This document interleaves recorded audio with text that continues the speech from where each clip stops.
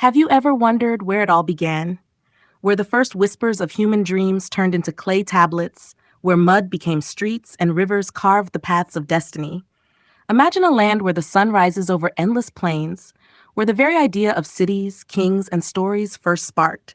A place where every stone, every canal, and every sunrise holds a secret of the people who dared to shape the world. Let's step into that world and uncover the magic of Mesopotamia, the cradle of civilization. Imagine a land where two mighty rivers, the Tigris and Euphrates, dance through endless plains, carving valleys. Long ago, before cities and kings, this land was home to wanderers who followed the water and fertile soil. They discovered that planting seeds in the rich mud after floods grew golden fields of barley and wheat. Villages began to sprout, clusters of huts where families shared stories by the fire and children chased goats across the banks.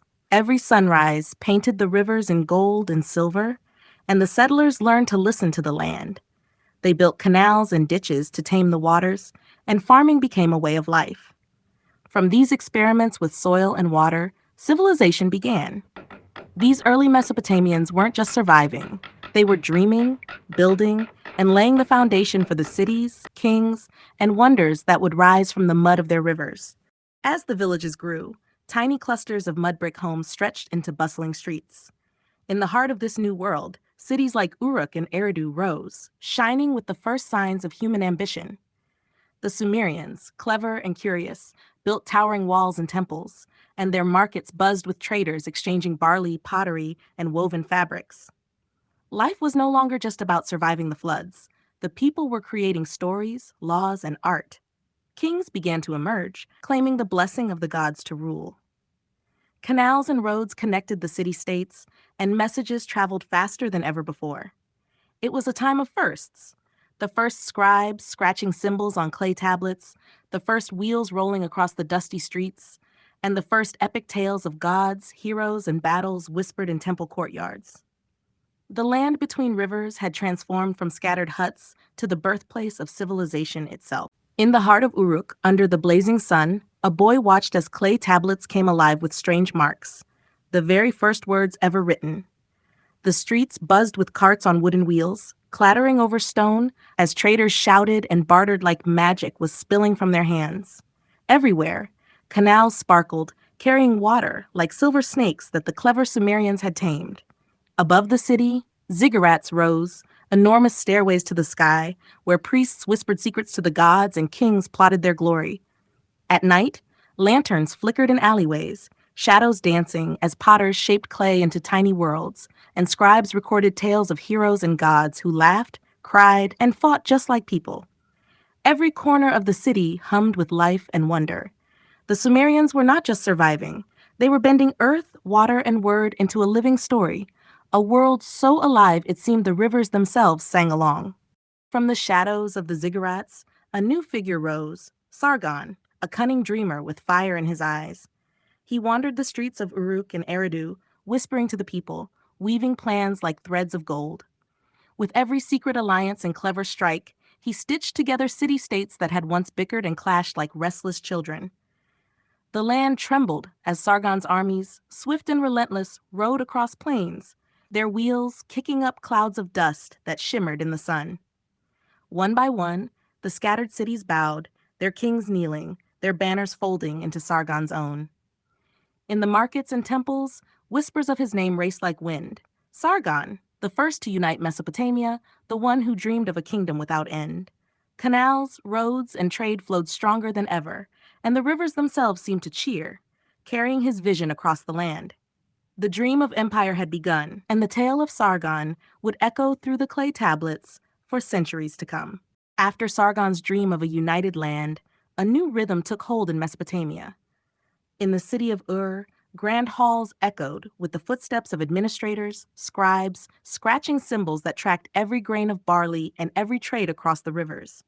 The kings of the Ur III dynasty ruled with careful hands, weaving order from the chaos of scattered city-states. Streets hummed with life, children raced past mud brick walls, merchants shouted over the clang of tools, and priests climbed ziggurats to murmur to the gods above. Canals gleamed in the sunlight, carrying water to fields that fed entire cities. art, music, and stories blossomed like flowers after the flood. Every corner of Ur pulsed with a sense that the world itself had been tamed and shaped by clever minds. The people weren't just living, they were orchestrating an empire of law, work, and wonder, leaving footprints in the mud that would whisper tales of Ur's glory for generations. From the bustling streets of Ur, whispers of a new power rippled across the land. Hammurabi, a man with eyes sharp as obsidian, rose to claim Babylon, a city that glittered like a jewel between rivers. With a clever mind and a steady hand, he carved rules into towering stone, laws that would bend the chaos of life into order, as if the gods themselves had lent him their voice. The markets buzzed like swarms of golden bees, merchants haggling over dates and silver, while the canals shimmered, reflecting ziggurats that reached toward the sun. Hammurabi's scribes scurried like clever little ants, copying laws, recording trades, and chronicling victories. Families whispered stories of his fairness, children played under the shadow of massive gates, and priests watched the skies, noting omens that would guide the city. Babylon thrived, its walls strong, its culture radiant, its people dreaming under the same sun that had watched over Ur centuries before. And in every corner, one could feel it. Hammurabi's hand had shaped not just a city, but the pulse of an entire civilization. Beyond the golden walls of Babylon, shadows stretched across the land as the Assyrians stirred. From the city of Ashur, mighty kings rose, their eyes like storm clouds and their spears glinting like lightning. Soldiers marched in perfect rhythm, boots pounding the earth, wheels of chariots slicing through dust clouds that danced in the sun. The empire grew with the force of a whirlwind, every village and town bending to the sharp mind and sharper sword of Assyrian kings. In the palaces, scribes recorded victories on clay tablets, while artisans carved fierce lions and winged beasts to guard the gates. Markets teemed with exotic goods, spices, metals, and fabrics that seemed to shimmer with a life of their own. And above it all, the ziggurats and towers of Ashur reached for the sky, echoing the power of rulers who had turned war into art, fear into order, and a scattered land into an empire that roared like a living, breathing beast. The dust of Assyrian conquest settled, and from its golden ruins, Babylon rose again, more dazzling, more alive than ever.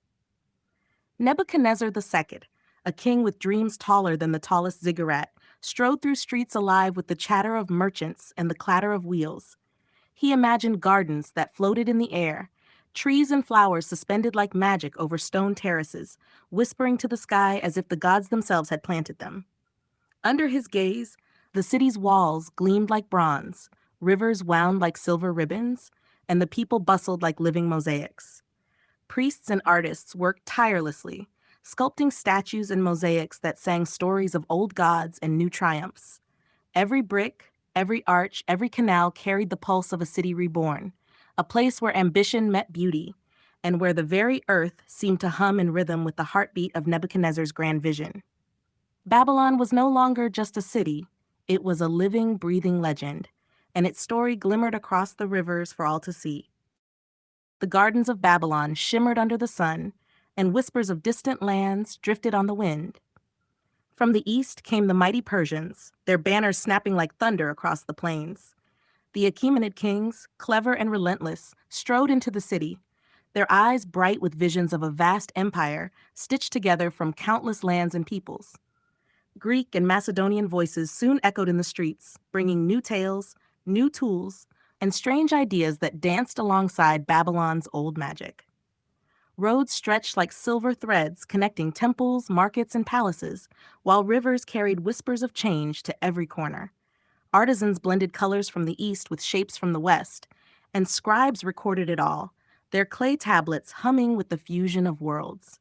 Mesopotamia had become a stage for empires, a crossroads where old legends met new conquerors, and every corner seemed alive with the pulse of history weaving itself into an endless story. The rivers of Mesopotamia whispered one last secret as the ages turned, carrying stories of kings and gardens, of armies and scribes across the land. From the clay of Ur to the golden gates of Babylon, every brick and canal, every ziggurat and wheel bore witness to the dreams of those who came before. Children ran through streets once trodden by Sumerian traders, their laughter mingling with the echoes of Assyrian warriors and the whispers of Persian couriers. The skies seemed to hum with the tales of heroes, gods, and clever rulers who had shaped earth, water, and word into civilization itself. Even as new empires rose and fell, the heart of Mesopotamia beat on, leaving fingerprints on every story that followed. Its magic wasn't just in its kings or cities, it was in the very act of dreaming, of building, of daring to turn rivers into roads, mud into walls, and fleeting lives into legends that would dance across time forever.